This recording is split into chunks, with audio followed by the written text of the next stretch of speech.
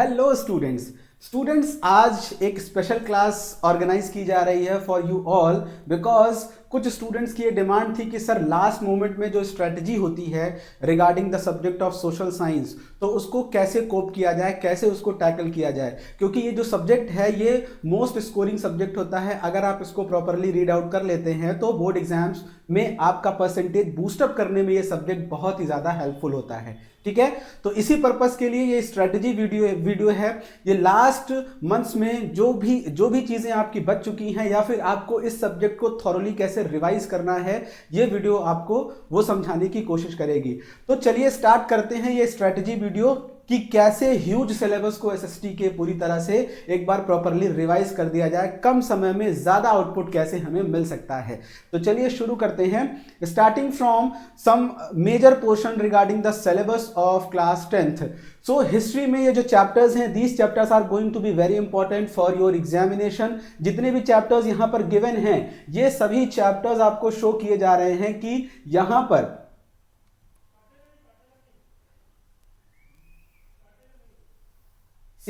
यहां पर हिस्ट्री में जो पॉइंट्स गिवन हैं, इसमें एक चीज आपको बहुत ही ध्यान से समझनी है, the making of the global world सब टॉपिक्स फ्रॉम 1 to 1.3। यानी आप अगर अपनी एनसीईआरटी में देखोगे तो पॉइंट नंबर 1 में 3 सब टॉपिक्स हैं और उन्हीं 3 सब टॉपिक्स को आपको स्टडी करना है in this chapter. But the remaining chapters that are given here, the rise of nationalism in Europe, the nationalism in India and the making of the global world, then print culture and the modern world, and the last point is the map pointing. Clear? So एक map Poynting आपकी रहेगी कहां से? History के subject से रहेगी। बाकी जो रिमेनिंग चैप्टर्स हैं वो तो होल सिलेबस कवर करेंगे, बट ये जो थर्ड चैप्टर है, the making of a global world, इसमें सिर्फ 3 सब टॉपिक्स ही इंपॉर्टेंट हैं, ये याद रखना है आपको। क्लियर है? सो यहां पर 18 मार्क्स जो गिवन है वो सभी चैप्टर्स को गिवन है, प्लस ये जो 2 मार्क्स हैं, ये 2 मार्क्स के आपकी मैप पॉइंटिंग रहेगी। यानी हिस्ट्री से बेटा 2 क्वेश्चन रहेंगे मैप पॉइंटिंग के, और वो मैप पॉइंटिंग किसी भी चैप्टर से हो सकती है, लेकिन मोस्ट प्रोबेबली ये जो रहने वाला है ये नेशनलिज्म इन इंडिया से ही रहने वाला है। यानी 2 पॉइंट ऐसा रहेगा जो कि आपको मैप पॉइंटिंग में हेल्प करेगा, जो कि नेशनलिज्म इन इंडिया से ही कंसीडर किया जाएगा। क्लियर? सो ये पॉइंट याद रखेंगे, और इसका जो परसेंटेज रहेगा ये 25% कवर करेगा for your board examination. And the next subject is the political science, जिसे आप सिविक्स भी कहते हो। क्लियर? और ये सिविक्स में जो चैप्टर्स इंपॉर्टेंट हैं, जिसमें कि ये power sharing, federalism and then outcomes of democracy, these 3 chapters are going to be very important for your exam. But ये 2 चैप्टर्स पर भी आपको फोकस करना है कुछ लिमिटेड एस्पेक्ट्स से। क्लियर है? तो ये 3 चैप्टर पर फोकस करेंगे, और इसमें कोई मैप पॉइंटिंग नहीं रहेगी, कोई मैप वर्क नहीं रहेगा। सिर्फ और सिर्फ 20 मार्क्स के आपको यहाँ क्वेश्चन देखने को मिलेंगे, और इसका भी जो कंट्रीब्यूशन है वो भी 25% है। Clear? Next subject is geography. Geography में बहुत सारे चैप्टर्स गिवन हैं, और इन सभी चैप्टर्स में बहुत सारे फैक्ट्स भी हैं। बट किस स्ट्रेटजी से आपको पढ़ना है, लास्ट मोमेंट में किस चैप्टर पर फोकस करना है, वो आपको ध्यान देना है। Starting from the first chapter, ये जो फर्स्ट चैप्टर है ये मेजर रोल प्ले करता है for your percentage. Then agriculture, then minerals and energy resources, and the manufacturing industries. Clear? These chapters are very important, but remaining portions को भी आपको एक बार go through करना है, but microscopic view से इन chapters को आप पढ़ेंगे। And remember one more thing, that map pointing is going to be there from geography section also.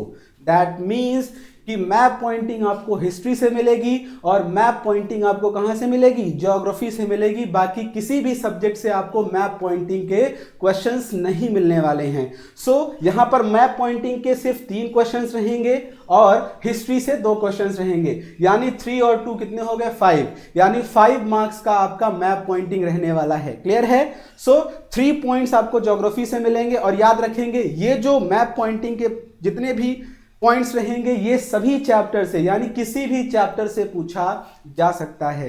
ठीक है, तो ये बात याद रखेंगे। तो हिस्ट्री के 2 क्वेश्चन मैप से, और ज्योग्राफी में 3 क्वेश्चन मैप से आने की उम्मीद रहती है। नेक्स्ट चलिए बात करते हैं अगले सब्जेक्ट की, दैट इज इकोनॉमिक्स। इकोनॉमिक्स में हमें क्या पढ़ना है? इकोनॉमिक्स में कुछ इंपॉर्टेंट चैप्टर्स जो हमें फोकस करने हैं, उन चैप्टर्स पर यहां ध्यान देंगे। basically development chapter, then sectors of Indian economy, money and credit. These three chapters are going to be very important for your board exam, but remember, don't forget to read thorough reading of that chapter globalization, because in this chapter you have to only read what, you have to mug up the definition of globalisation only, clear, यानी आपको globalisation की definition clear होनी चाहिए, plus इनके कौन कौन से factors होते हैं जो कि ग्लोबलाइजेशन को इनेबल करते हैं, ठीक है। यानी एनसीईआरटी जब आप बुक देखोगे तो उसमें जो 4th चैप्टर है इकोनॉमिक्स का, globalisation and the Indian economy, इसमें बहुत सारा कंटेंट दिया हुआ है, बट सीबीएसई ने कुछ पोर्शंस को कट शॉर्ट कर दिया है। तो बेसिकली अब जो करंट में सिलेबस है वो क्या है, वो सिलेबस कहता है कि ग्लोबलाइजेशन क्या है, यानी डेफिनेशन ऑफ ग्लोबलाइजेशन देखा जाता है, प्लस इसके साथ साथ what are the various factors that led the globalisation, ये पॉइंट भी इंपॉर्टेंट रहता है, क्लियर है। सो इन्हीं 2 पॉइंट्स को आप कवर कर लोगे, होल चैप्टर 4 कंप्लीट हो जाएगा। सिंपल सा बेटा डेफिनेशन है ग्लोबलाइजेशन, पढ़ लीजिएगा, प्लस जो फैक्टर्स इन्वॉल्व हैं वो भी 4-5 फैक्टर्स हैं, उनको पढ़ लेंगे, वो सारी चीजें ऑटोमेटिकली क्लियर हो जाएंगी, क्लियर है। तो इकोनॉमिक्स में कोई भी मैप वर्क नहीं रहेगा, ध्यान देंगे। 20 मार्क्स ये भी कैरी करेगा और परसेंटेज यानी 25, यानी आप एक पॉइंट यहां पर याद रखेंगे, each and every subject of SST, that is history, political science, geography and economics, These all carries 25% each, यानी कोई भी सब्जेक्ट ऐसा आप नहीं कह सकते हैं कि उसका डोमिनेंस ज्यादा है, सभी इक्वल परसेंटेज कैरी करते हैं रिगार्डिंग योर रिजल्ट, क्लियर। सो ये सारे पॉइंट्स याद रखेंगे, इंपॉर्टेंट चैप्टर्स हमने डिस्कस कर लिए हैं, बस एक पॉइंट याद रखना है, ग्लोबलाइजेशन की डेफिनेशन और फैक्टर कंप्लीट कर लेंगे, एक चैप्टर आपका पूरी तरह से कंप्लीट हो जाएगा, क्लियर है। नेक्स्ट आगे बढ़ते हैं, नेक्स्ट स्लाइड पर। नेक्स्ट हमें देखना है what are the types of questions that are being followed by the CBSE board, clear. So इसमें आपको बेसिकली फोकस कहां पर करना है, सबसे पहले वेटेज क्या क्या दिया गया है और किस किस टाइप के क्वेश्चन आते हैं। हमने क्या देखा, हमने सबसे पहले देखा 20 questions should be there for MCQs, यानी MCQs के 20 क्वेश्चंस रहने वाले हैं and each question comprises of 1 marks. लेकिन याद रखेंगे इसमें 1 वर्ड क्वेश्चंस भी होते हैं, that is differentiation in stem type MCQs and also the statement based question, that is the most favourite type of question for CBSE, जिसके 3 से 4 question आपको मिलेंगे, यानी असर्शन और रीजन, इसके क्वेश्चन भी आपको बोर्ड एग्जाम में मिलेंगे। प्लस यहां पर 2 मार्क्स के क्वेश्चन जो रहेंगे ये नैरेटिव टाइप, यानी इसमें आपको एक्सप्लेनेशन देना है, क्लियर है। यानी 4 क्वेश्चन रहने वाले हैं, कंप्राइजेस ऑफ 2 मार्क्स ईच, यानी कितने हो गए टोटल 8 मार्क्स कैरी करेगा। MCQs कितने कैरी करेंगे, 20 मार्क्स कैरी करने वाले हैं, keep it in mind, okay. Next is, अब देखिए परसेंटेज अगर कैलकुलेट करेंगे 20 यानी 25% MCQs का बियर करेगा, 10% बियर करेगा किसका, 2 मार्क्स के क्वेश्चन का। इसमें बेटा एक चीज आपको ध्यान रखनी है कि 2 मार्क्स क्वेश्चन में वर्ड लिमिट कंट्रोल करके चला जाता है, ठीक है, वर्ड लिमिट को कंट्रोल करके चलेंगे। प्लस साथ ही साथ हम ये देखेंगे कि क्वेश्चन में क्या पूछा गया है, सिर्फ उतना ही जवाब देते हैं, बाकी इररेलेवेंट इंफॉर्मेशंस आंसर्स को लेंदी बनाने के लिए यूज नहीं किया जाता है, to the point cut to cut बात की जाती है in the short marks question, clear. यानी 2 मार्क्स के क्वेश्चन में आपको सिर्फ और सिर्फ कट टू कट बात करनी है, डेफिनेशन को एक्सप्लेन करना है, दैट्स इट, क्लियर। सो कितने क्वेश्चन रहने वाले हैं, 4 क्वेश्चंस रहने वाले हैं और हर क्वेश्चन रहेगा कितने मार्क्स का, 2 मार्क्स का रहने वाला है, टोटल हो जाएगा 8 मार्क्स का क्वेश्चन, क्लियर।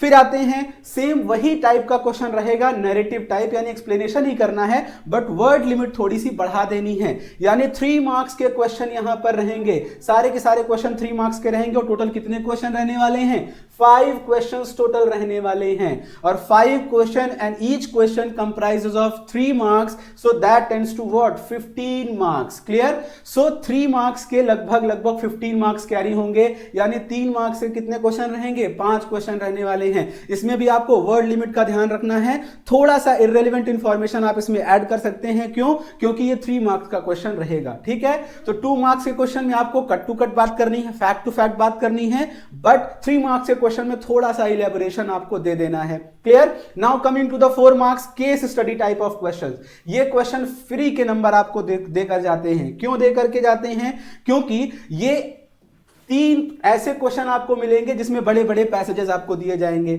यानी आपको सिर्फ उन पैसेजेस को रीड करना है और उन्हीं में से कुछ क्वेश्चंस पूछे जाते हैं, उन क्वेश्चंस को आपको एक्सप्लेन करना है। क्लियर? सो हर एक क्वेश्चन यानी हर एक पैसेज 4 मार्क्स का रहेगा। क्लियर?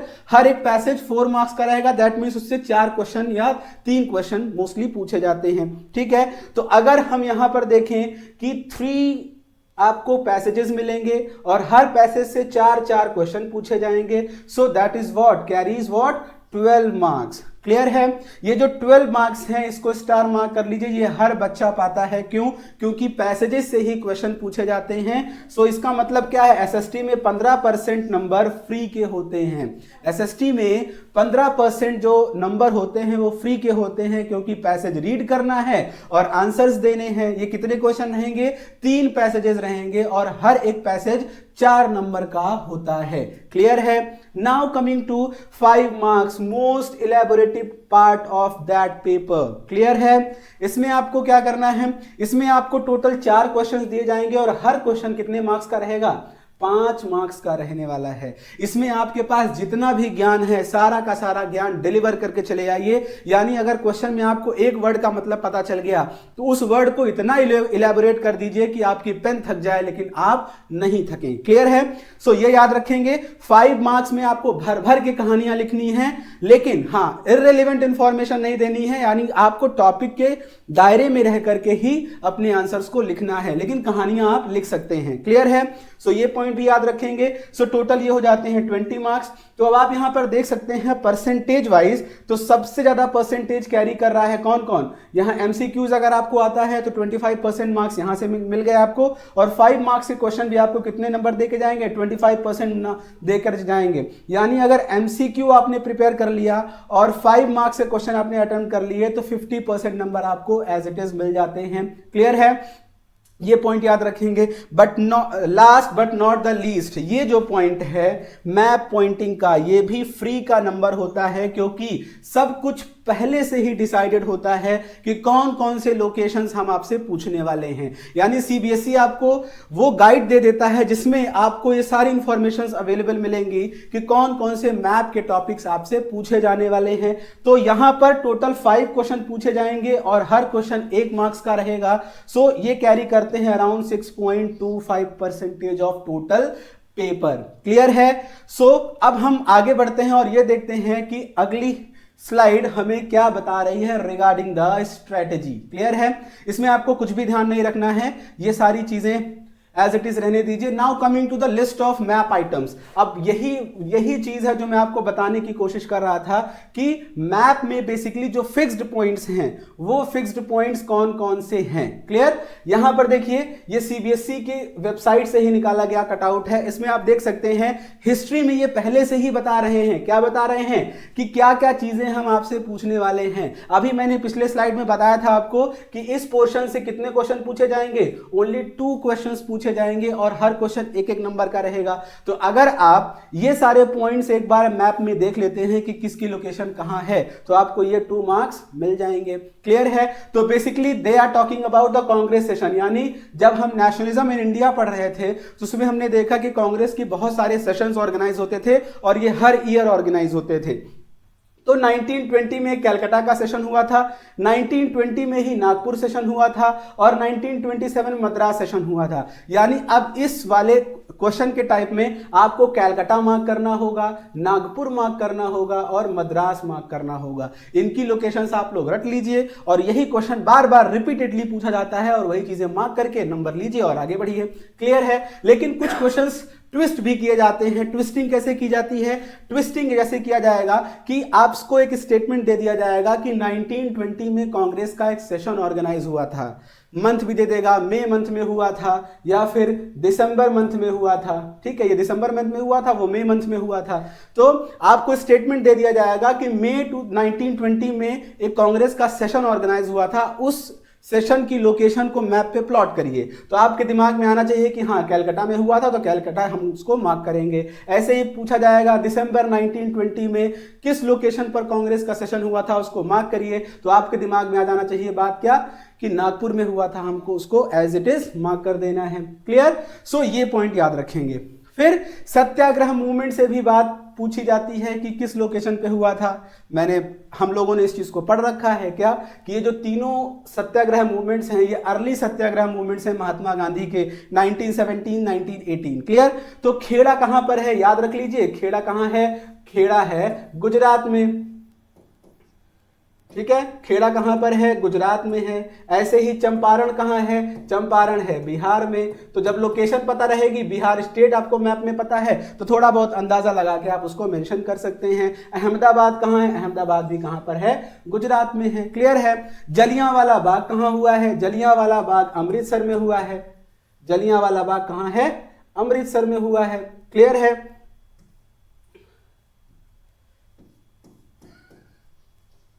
जलियांवाला बाग अमृतसर में हुआ है।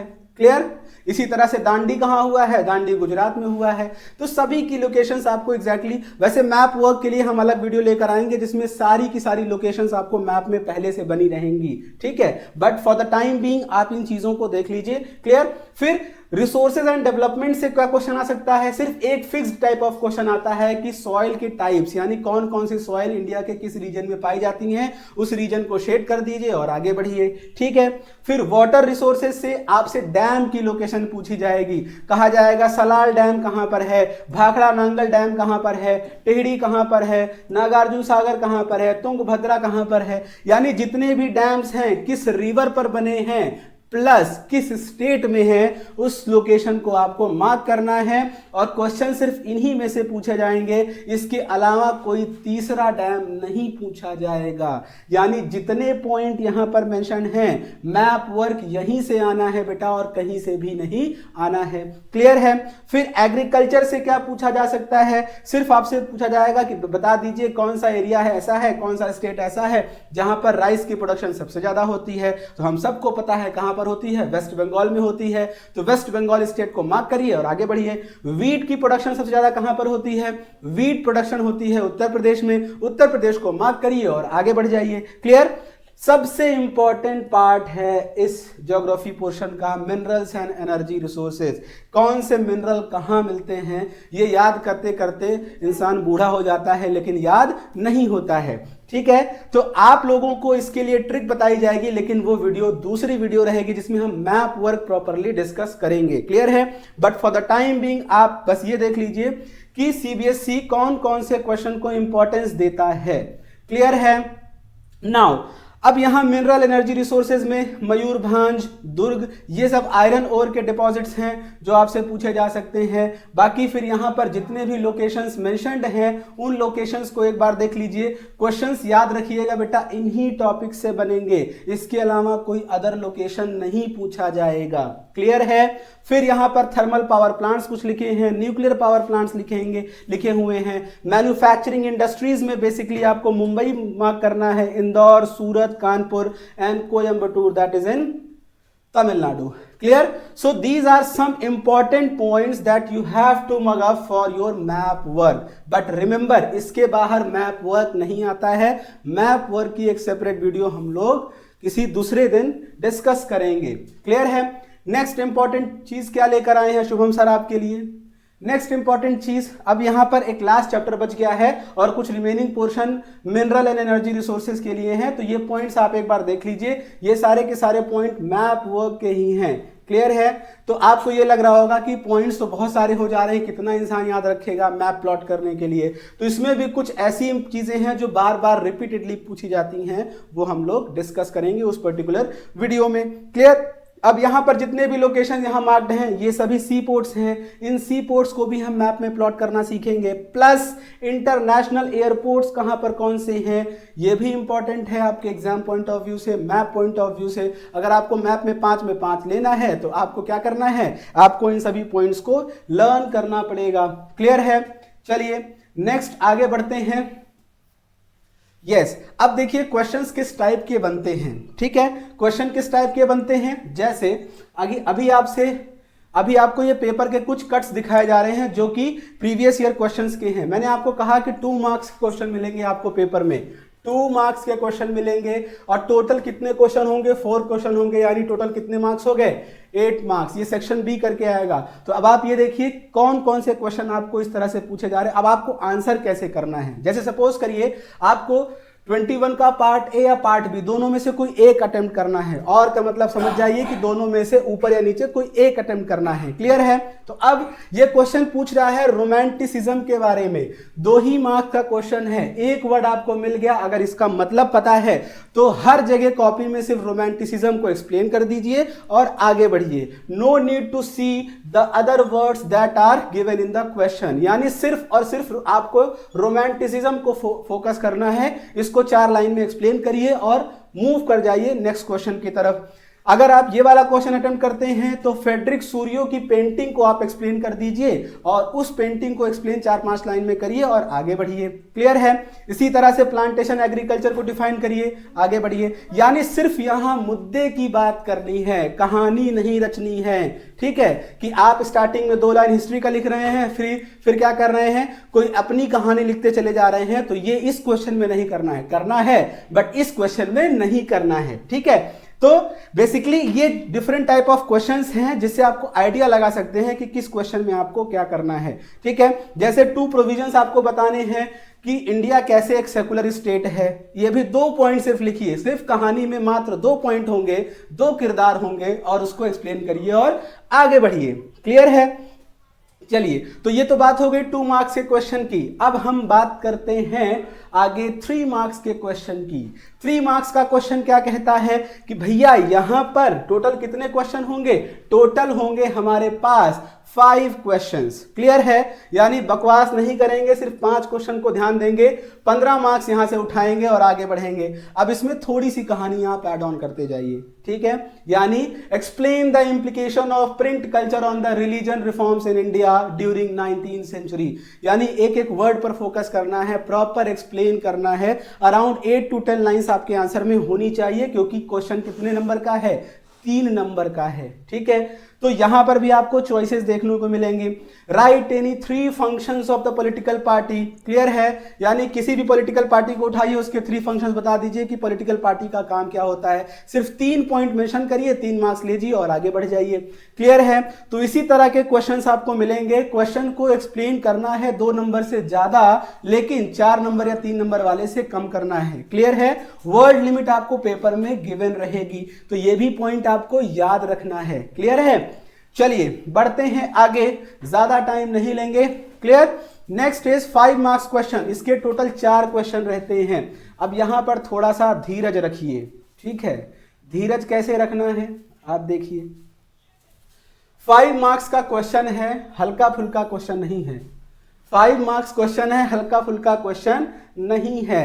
तो यहां पर आपको करना क्या है, इसको इज्जत देनी है। क्यों? क्योंकि ये कह रहा है कि हम हैं 5 मार्क्स से क्वेश्चन और हमें चाहिए फुल इज्जत। क्लियर है?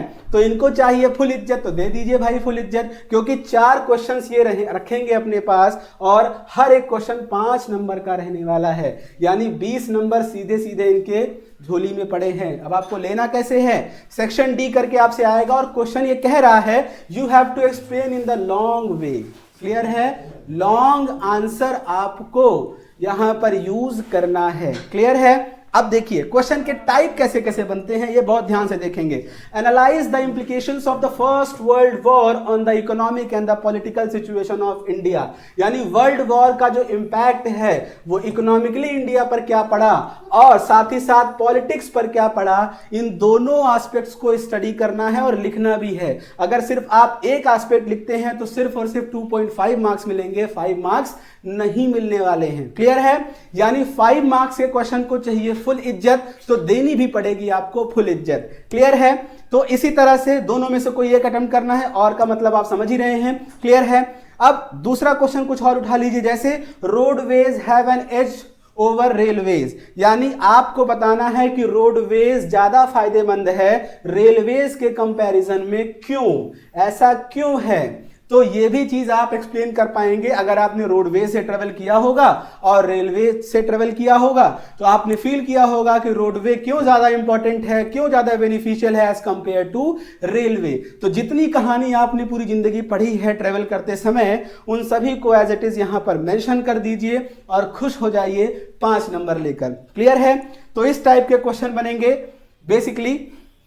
नाउ यहां पर वही सेम सिचुएशन 5 मार्क्स के क्वेश्चन आपको यहां पर गिवन है ना। सो इतनी सारी कहानी सुनने के बाद आपको क्या समझ में आया कि एसएसटी का पेपर क्या है, मार्क्स स्कोरिंग है, यानी प्रॉपरली अच्छे से स्कोर कर सकते हैं, थोड़ा सा आपको ध्यान देना है। बाकी जो स्टूडेंट्स नहीं पढ़ पा रहे हैं या फिर उनको लगता है कि लास्ट डेज में कुछ अमृत मुझे मिल जाए, तो एक नेक्स्ट वीडियो आएगी जिस पर मैप पर पूरी तरह से फोकस किया जाएगा, प्लस साथ ही साथ आपको यह भी बताया जाएगा कि आपको कम समय में कितना अच्छे से अच्छा आंसर लिखना है और किस तरह से आपको स्ट्रेटेजी के साथ सिलेबस को कंप्लीट करना है। So thank you so much for watching this session and bye bye.